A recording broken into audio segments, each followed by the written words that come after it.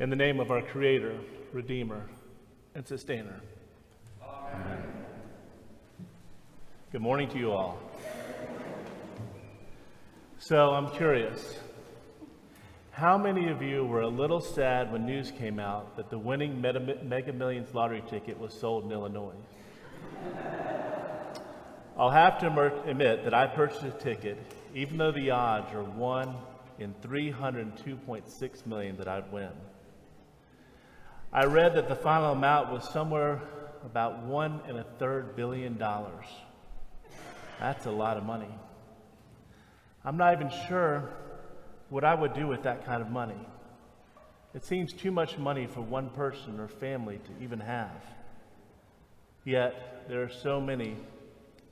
several who boast about having that much and a lot more. Now, yes, if I won, I would like the normal things: a new car, the house paid off and maybe renovated, and save some for retirement. I would do the same for my siblings and my parents. But after that, I think the rest would have to go into a charitable trust.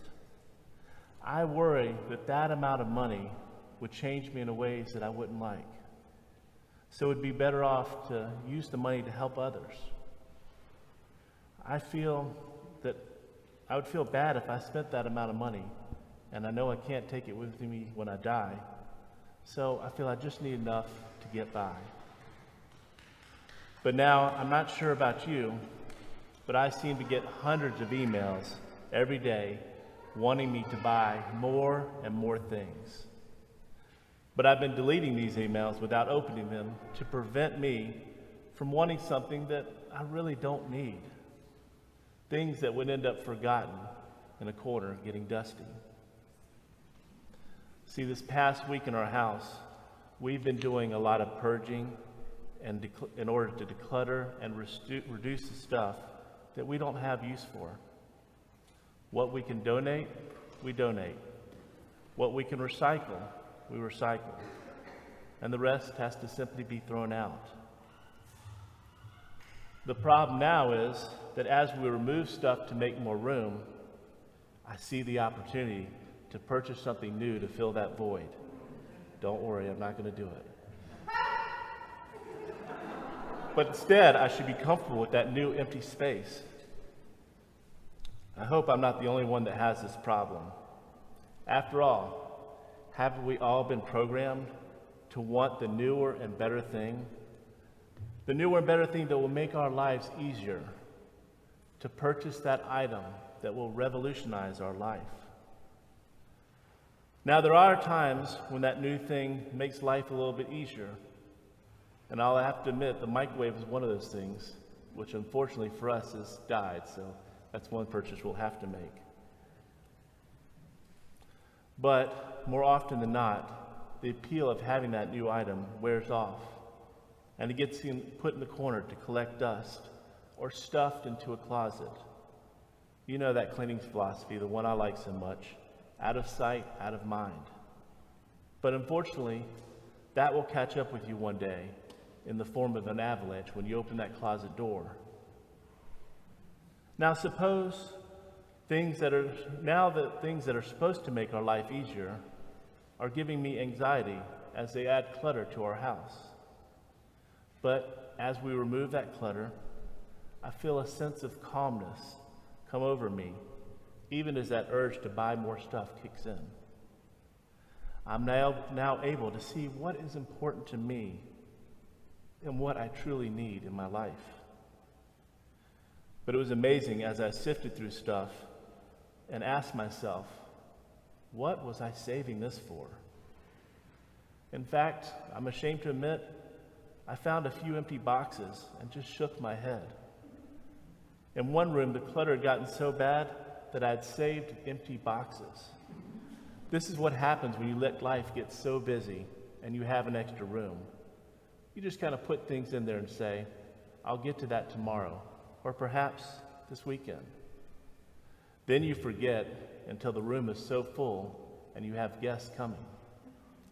So now we have a mostly empty room ready to host my sister and niece.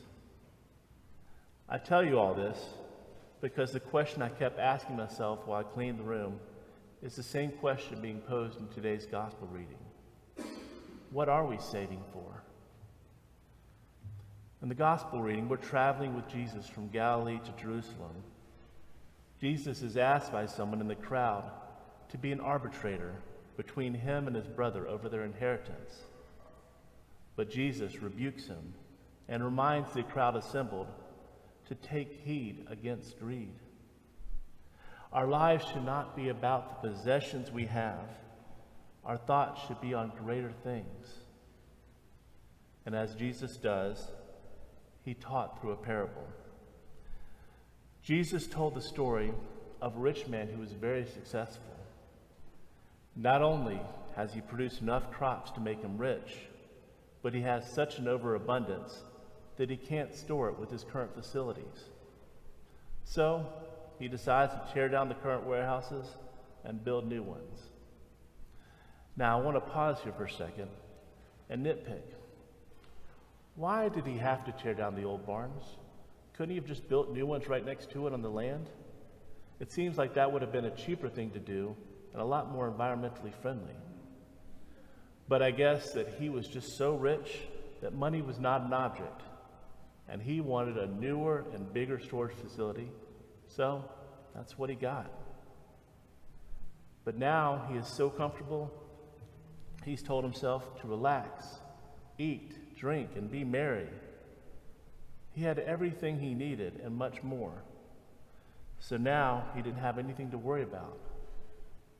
Then God called him a fool and reminded him that these were earthly possessions that he couldn't take with him when he died. So what did he have to show for the life he lived? What treasures had he stored up for God? The crops he had stored for himself could have been used to show love for his neighbor. They could have been used to end hunger for those in need. Instead, they were stored up for someone who might not use them, and to be fought over by heirs who might not even need them. I don't want you to leave here today thinking that those who save are bad. I save for my retirement and for things that I want to purchase. But what we need to remember is to not get caught up in the possessions we own and holding on to things that we no longer use. We need to take time to declutter our lives and our minds so that we can focus on the things that are right in front of us and focus on the two things that are most important: loving God with all our heart and our mind, and loving our neighbors as ourselves. If we do this and not get caught in the trap of greed, then we can be God's hands in the world and let God's love shine even in the darkest of corners. So we should all ask ourselves, what are we saving for? I know I will the next time I hold on to an item, because it feels so much better to let go of clutter in my life and in my mind, even if not fully cleaned out. But this time I will go back and clean out those few items that I've left behind. Amen.